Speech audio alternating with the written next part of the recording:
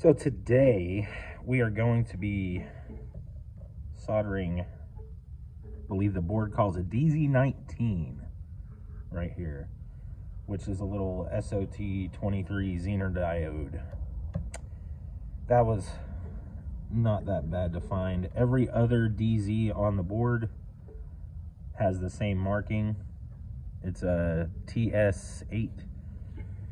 Yeah, you can use that code to go back and find the part number from the original manufacturer.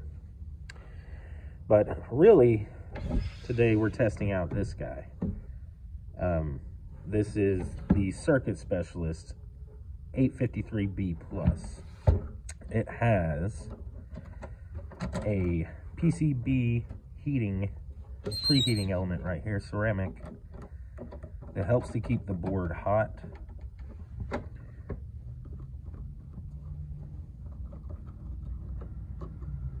Especially for ones that have big copper traces running through the whole board. Power switch in the back turns the unit on, and then you have two more power switches, one for the IR preheat plate and one for the air. We're going to go ahead and turn on the preheat plate and put it 300C. Should be fine. This thing is cool. Allows you to mount the hot air gun for hands-free soldering. But we're going to take our normal soldering iron, and we are going to take the lead-free solder off of those pads. We're going to re-tin them with some leaded solder. After we do that, we will be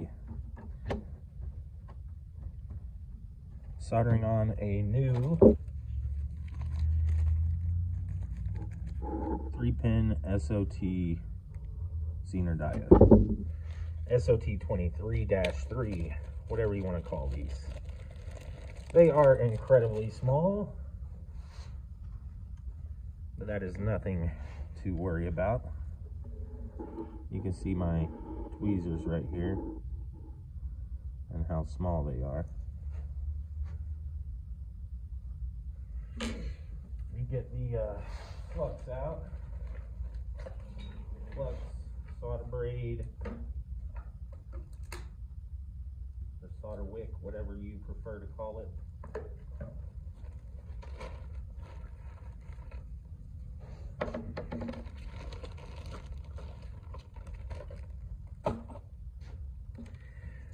I like this stuff. I just started using it, hence the new tube. But I do believe I want to try some Amtech flux. I'm gonna purchase some from Louis Rossmann. And if I like it, then for my business, I will probably end up making a purchase order through Amtech for a lot more of it. I'm kind of searching for my thing, you know what I'm saying. All right, we're just gonna squeeze a little bit onto those pads. That was a little liberal, but that'll be fine. Got this soldering iron on over here. Let me clip this real quick.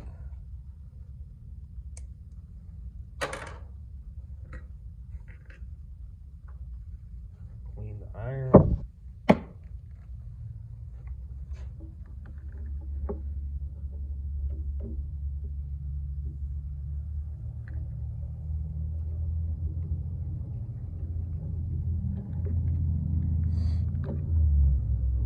That one pad right there.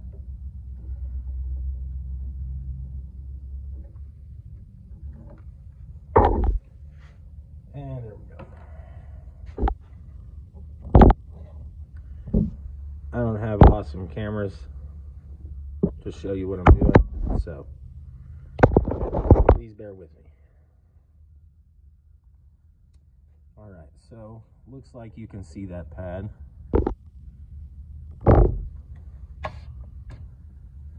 Right there. Bam. And we're just gonna touch it. we're just going to touch it with a little bit of solder.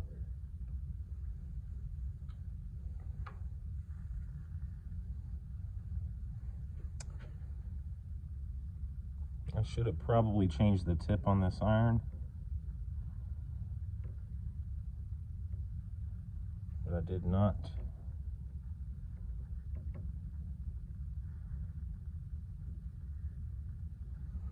I'm one of the shakiest people alive, so if I can do this, you can do this. That's honestly how I feel about everything in life. What's the saying? Say you can, say you can't. Either way, you'll be correct. So, now let's get that component out of its packaging.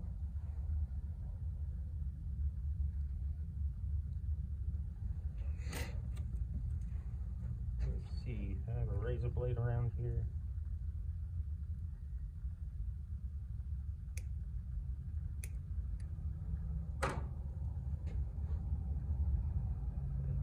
That's okay.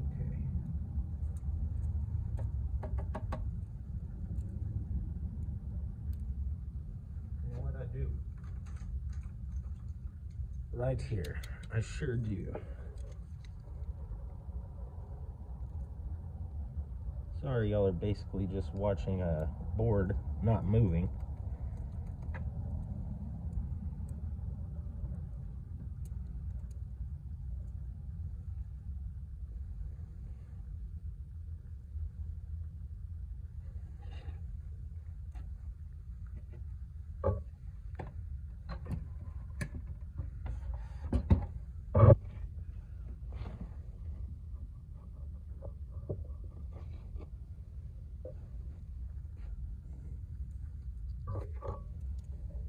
Now, I do believe I lost the first one. Son of a gun. Let's try this again.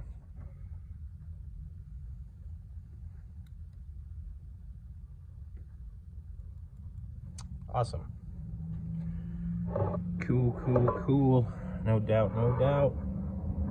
Believe I lost another one, guys. All right. Third try's a charm. Lost 2 of them. Which happens. It happens. Maybe not to perfect humans, but definitely happens to me. So we're going to turn on our hot air. Sometimes I hold these down, but I think we're going to keep the airflow a little lower since I'm trying to record this at the same time.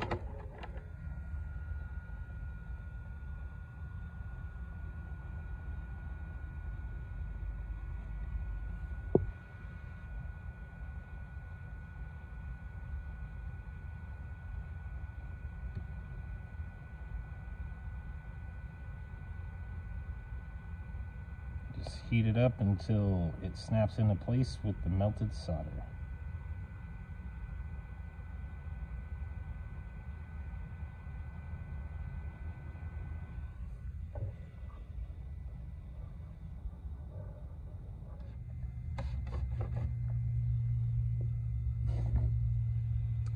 Well, I don't think I held it there long enough. We got 2 legs soldered, but one of the legs didn't go for it.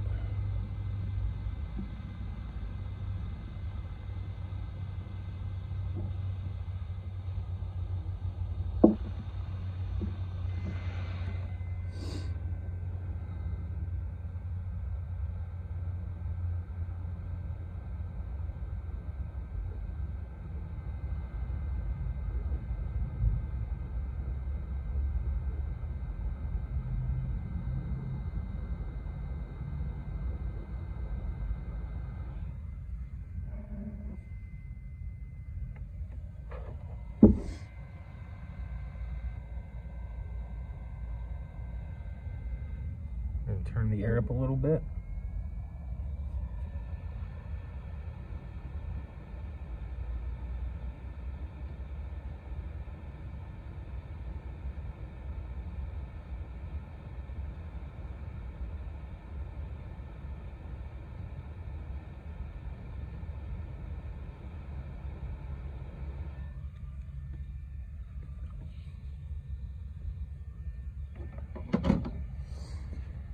And there we go. It's that easy.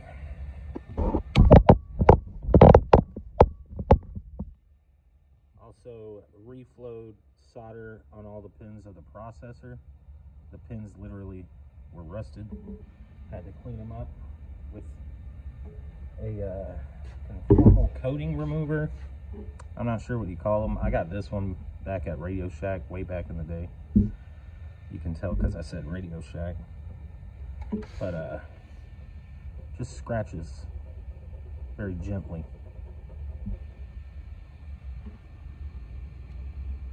That's all it does. Scratches very gently. It's fiberglass in the tip. And this one should be good.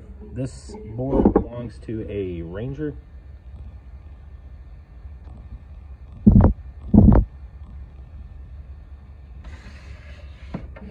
This station has an auto cooling feature, so once you set this down, it starts to drop temperature, keeps blowing air to cool it. The heat plate keeps this nice and warm for some of the bigger soldering pads, soldering terminals. You don't want to set the heating pad too high because you don't want all these resistors to fall off the backside. Resistors, diodes, capacitors. But yeah, that guy's on there.